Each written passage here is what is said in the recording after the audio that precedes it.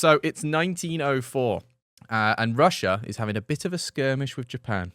Okay, they've decided basically that Russia, it's got a lot of harbors, all right, but they're all in the north, and it's cold. It's cold up there. It's chilly. So basically, they're thinking it's a bit cold, a bit chilly. It's not very sleigh up here. We want a warm harbor. It's not very skibbity up No, here. absolutely not. So they're looking at China and their warm harbors, and they're thinking, I want a piece of that. I'd like a piece of that. And China isn't the conglomerate it is today. Back then, it's pretty easy to invade it if you feel like it. China. Yeah. Have you heard of China? But I'm not sure if you're very clued up on Japanese history, but invading China is like kind of their thing. They do it quite a lot. They're always stealing a bit of China. So basically, they're fuming at this. It's kind of like, when you're getting bullied by someone, but then someone else comes over and bullies you, and your original bully's a bit like, hey, that's my guy. Yeah. Leave him alone. Yeah, that's relatable, actually. Yeah. Still happens today. So they get very defensive over this, and a war breaks out, all right, between Russia and Japan. The war is going terribly. They're losing badly. And the Tsar, who's like the king of Russia, he says, oh, you know what? We need more boats involved in this primarily sea battle. We don't have enough boats down there. So he puts together an order for the Baltic fleet, and he tells them, get on down there, get stuck in, right? And I don't know if you know where the Baltics are, Tom, but I've brought a map. I love that. I saw the map just on in case, because I thought this is going to get confusing, and I'll put this on perfect the for video a podcast. version. Yeah, because basically the Baltics are here, like near Finland, right? So to get to China, they either need to go right or left. But the whole problem in the first place is that Russia's ports are too cold. It's very cold up north. There's a lot of ice. Are they so cold that the water is frozen? Ice? Yeah, pretty much. So they're going to skate on the top of it? Yeah, so they can't go that way. The Tsar's like, right, okay, you're going to have to go through Europe. You're going to have to go that way the long way. Is this just a really elaborate version of we're going on a bear hunt? Pretty much. It's the Russian equivalent.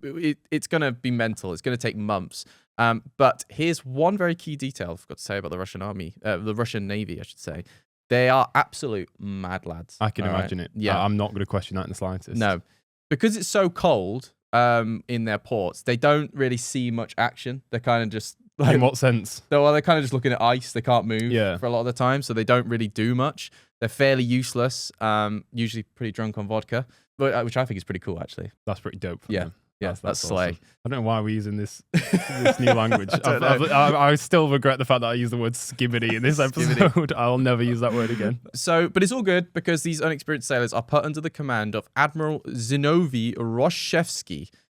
He's a man so violent that most of the crew don't even want to go near him. So, that's the sign of a good leader. Yeah, he stinks. He's a pongy guy. But, he's the man for the job, right? He's also pretty drunk most of the time, I think. Yeah. But you know what? Let's crack on. So they've also got some new snazzy boats with some exciting 1900s weapons. So it's around the time before World War I. Everyone's coming up with like new weapons they're gagging to try out. So yeah, they got the crew, they got the boats, they got the man to lead them. Let's hop on. Let's sail, boys. What could go wrong? All right, let's sail. That was a beautifully put setup for the rest of this story. I know. Well, it turns out quite a lot could go wrong, Tom. I'm afraid. I can imagine. Pretty quickly, too, because immediately after the Russian flagship and all the other boats set off, they ran aground. Meaning that they came into land? They just crashed, like, pretty much straight away. How is that possible? I don't know. It's not ideal. Did they not look at how deep it was? Did they not, like, throw a stone in the water? They were probably too drunk. I don't know. But, it's not ideal. But the boys in China, they need us. Let's sail, all right? So they get the boat out. Unfortunately, two of the other battleships involved in the fleet sailed into each other while they were waiting for the flagship to come back into the sea, and they exploded. So there are already two ships down. Right. They've not even left the harbour. You sunk my battleship. One thing to mention here is that the fleet was constantly alert for Japanese torpedo boats, right? They're always thinking any minute now one's going to sneak up on them. So they're traveling at the top of Denmark when suddenly an enemy ship approaches, okay? They're thinking, oh my God, it's happening. Man the cannons. Don't think they had cannons. They probably had the cannons. Something a bit better than cannons. But, battle stations, let's do it. Get out your muskets. Exactly. So they start firing rounds of gunfire, all of which miss, I should say. But good news, Tom. The ship turned out to be one of their own. Zinovy's like, oh, you know what? I meant to do that. All good. And the boat gets to them, and it turns out it's a message from the Tsar, and Zinovy's been promoted. I don't know what to. Was it like a didn't write that party down. boat? That's how they told us. Like, congratulations. Like when you send one of those people to Congratulations. work for someone that like dances to Yeah. It's like, happy birthday. There's to a box, you. and he's like, "Oh God, what's in this?" And then a balloon just comes out. So yeah, it's happy days, Tom. It's all going well so far. It sounds like nothing's gone wrong. A few days later, one of the boats in their fleet is under attack, and they say there's 8 Japanese torpedo boats attacking them, right? Zenovi's like, oh, heck. So he's like, right, get the whole fleet down there. So they get down there, they start shooting left, right, and center. They're like, come on, let's get them. Only to realize there wasn't 8 Japanese torpedo boats. There was, in fact, none. A nun? None. There was a nun in the water. No, there was 0 boats, which I think we'll all Easily agree. mistakable. Easy mistake to make. Is that 8 boats over there? No? I don't know what they were. No one knows what that boat thought they were. Maybe they were drunk again. Alcohol. Yeah, probably. So they keep cracking on and they reach England, and they're just off the coast of Dogging Bay. No, Dogger Bay. They had to stop there Bay. for a bit, didn't they? Sorry, Dogger Bank, okay. Now, it's important to note here that in 2025, we all know this to be true, but in 1906, the Baltic fleet were fairly confident they'd already made it to Japan. Right.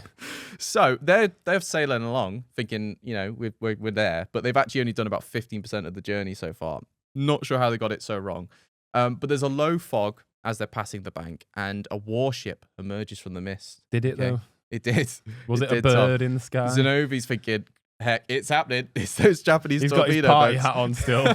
Party popper goes off. He's like, oh, no. So he orders, like, fire, get him. So chaos ensues. Zenovi's pretty chuffed because during about 20 minutes of gunfire, they haven't taken on a single hit from a Japanese boat. They're thinking, this is going exceptionally well.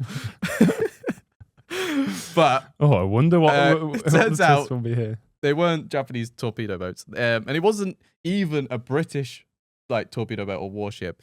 It turns out these were fishing boats, British fishing boats that were just fishing. They shot them for 20 minutes, but they only sank one of these fishing boats, even though there was quite a lot of them. And they killed one sailor. And even though obviously these boats weren't fighting back because they were just fishing boats, they actually turned out to win the battle because The fishermen did. The fishermen technically won the battle because 2 Russians were killed from friendly fire during the shooting, and only 1 sailor was killed. Was it The Popeye? Baltic fleet. I It bet might he be was on Popeye. there. Popeye the Yeah. Sailor Man. Rest in peace. What? What? What? Is he dead? Well, one. Oh, no, it wouldn't have been Popeye, though. Okay. No one's popping He those never biceps. This nearly caused a full-scale war between Britain and Russia, but hey-ho, you know what? Let's sail, boys. So they continued on through to Africa, and this is probably the most peaceful part of the journey for them. Nothing goes wrong for a while, but there is a slight problem. They reached the Suez Canal, which was in the news recently because there was that big honking boat stuck in it for a while. Yeah. And you know what? They're very clever here. They go, this boat's too big. We can't go through that. We're going to go around it. We're going to go around Africa. Surely that's quite a hard thing to do when you're on a canal or like a river. It's like, well, we can't go through this. How can you possibly go around Reverse. it? Yeah, is that possible in a boat? Yeah. So a lot of the fleet do go through the canal because they can fit. The mothership and a few others. The mothership? Is that right? Flagship? The flagship. Sorry, not the mothership. The flagship decides to go around Africa with a few other boats. So they split up.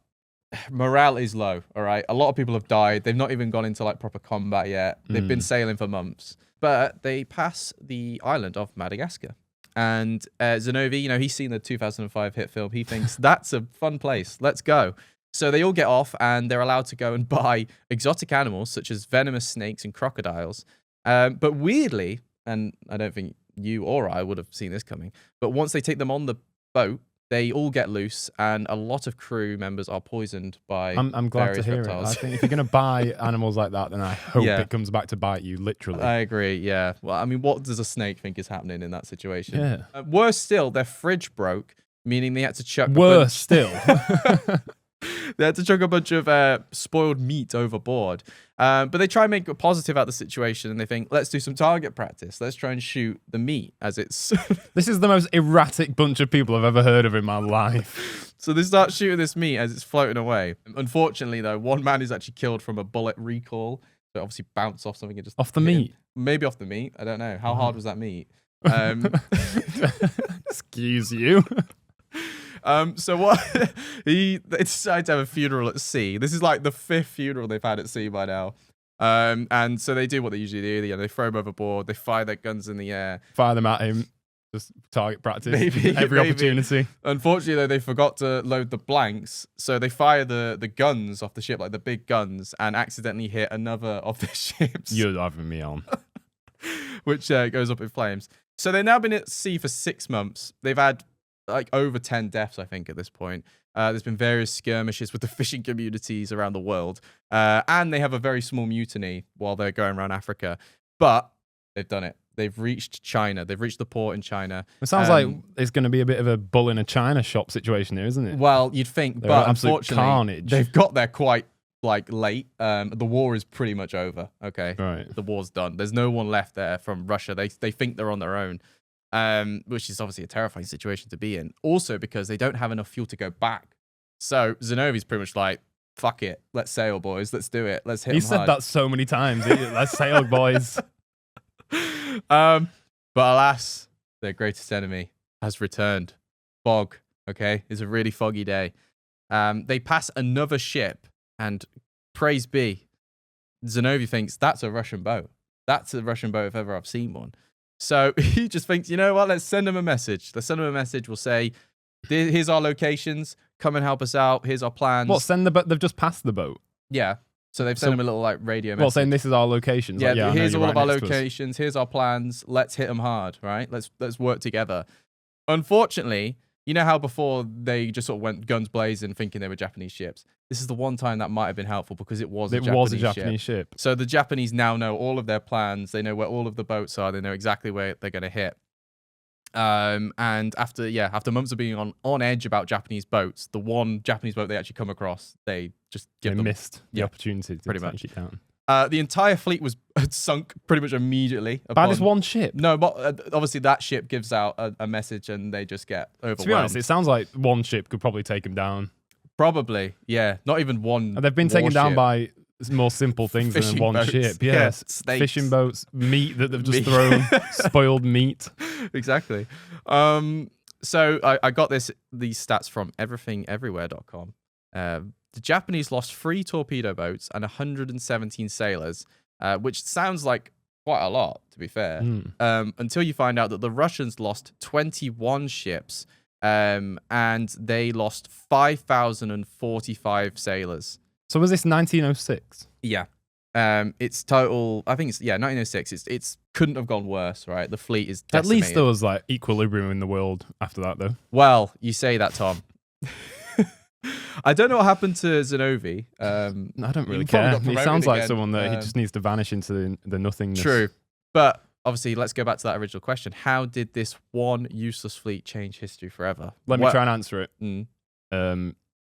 Everything they did became a handbook as to what not to do, and then it made every single sailor on the planet much stronger and equipped for the Potentially. the high oceans. Yeah, that's not right. But Okay, I'm I going to reckon say that is that right. probably is It right probably as is well. right. It's not the answer I've got. It's like here, when I though. look at you and I think, right, I need to do the opposite and I'll thrive. Why'd you? Hey.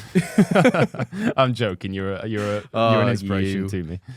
So yeah, obviously, how did this change history forever? Well, the battle ended the Russo-Japanese War, for one. That was done and dusted by the end of this, which in turn humiliated the Tsar, caused Russia to be weak at the start of World War One, which ended the Tsar's reign, and caused the rise of communism and the Soviets, which obviously takes us kind of to, it keeps going and going and going until we get to present day Russia. Things that are happening in Russia are happening today because of what happened with this Baltic fleet being. That butterfly flapped its wings, Yeah. and here we are. Yeah, if they just didn't shoot that meat.